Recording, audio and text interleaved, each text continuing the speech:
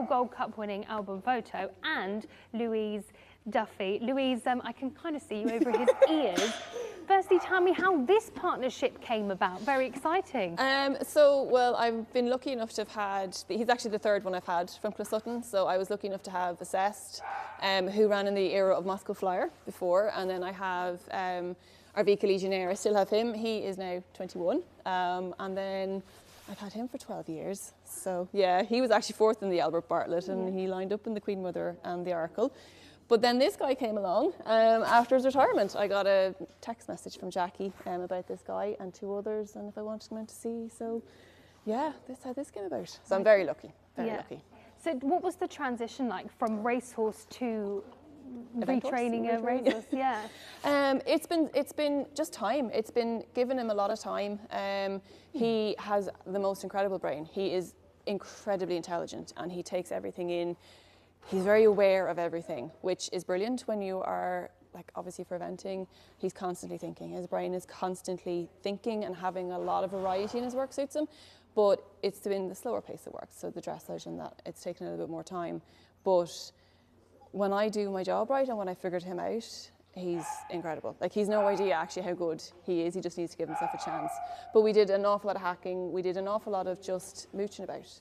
He needed to learn confidence in himself. Obviously, he's gone from working amongst how many horses in a string, and it was just me that rides at home. So even to go like working away on his own in the arena at home, or even hacking on his own, it took just a bit of time to get his confidence and get him to trust himself and trust me, and yeah. So it's kind of been a slow process, but like he's so much fun. Yeah, and he's a beautiful mover. When we saw him on Cleve Hill, his movement, gorgeous. Now, tell me, what is he like at home? Let's get a bit of an idea about his personality. He can be very cheeky, but he loves cuddles. Like he's very soft in that he'll just put his head on your shoulder and he'll like woofle in your ear. And at breakfast time, or when he hears you coming, he like does the little chats with his nose and stuff. So, I mean, under saddle and when he's working, he is a professional. You have to kind of be quite serious. You can't cut corners with him. You have to have quite a professional mindset when you're on him. But to do in the stable yard, like he's just, as I said, in the stable, he just puts his head in your chest or puts his nose in your to give you cuddles, and loves his cart radar. Oh, and I think he heard that. Yeah, I think he's back again. He's coming over. Well, tell us, what has he been up to then since his retirement? So he's mainly actually done more the performance side of things. They do a little bit of everything when I get them, because it's up to them to find their niche, and they'll tell me what way they want to go. So they do a little bit of everything, and he's done showing classes, and he's actually placed in showing classes. But when we kind of started to jump in, we started to do a little more like that with him. It's like his brain just appreciated having to think more. And it actually, I think if we had persevered down the showing route, more that line, I think we probably would have lost quite a lot of what made him him. And that's something that I don't like to do. Like the engine? The engine and the mentality, and just what made him the horse he was. It's just a case of taking that and seeing, can we just channel it in a different direction? So you take all the really positive attributes that made them the good racehorses they were, and then try and go, okay, well, how can we use that to our advantage, but going a different route, doing a different thing. And like I said, when you just get him, like when he clocks onto a cross-country fence and he sees the question, his brain is just, he has it sorted.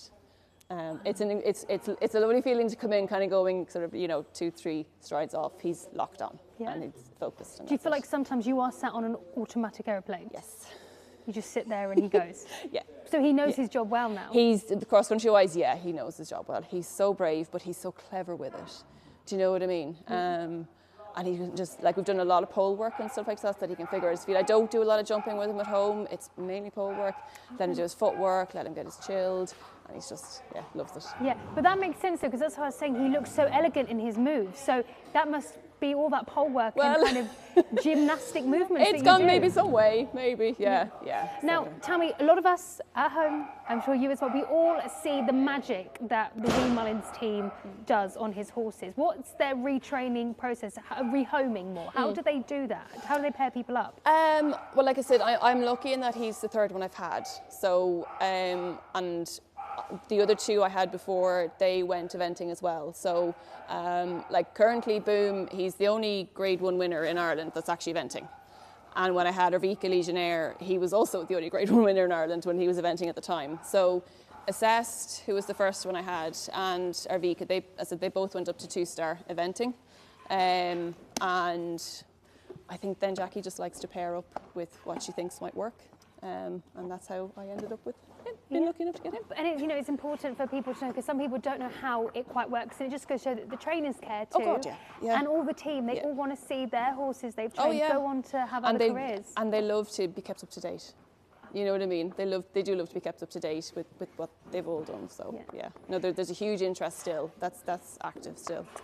And they'll love it tomorrow. Well, lastly, how do you feel having a horse that has such an incredible CV of your own? What is that like? It's a bit surreal. It is, like you kind of sit in him and you kind of go, like what he's done, and then, but also to be still so giving and still so prepared to work and still want to work. Like it's a huge privilege, and it's a big responsibility, but it's such a huge privilege to have him. And yeah, we just get to have fun with him. Oh,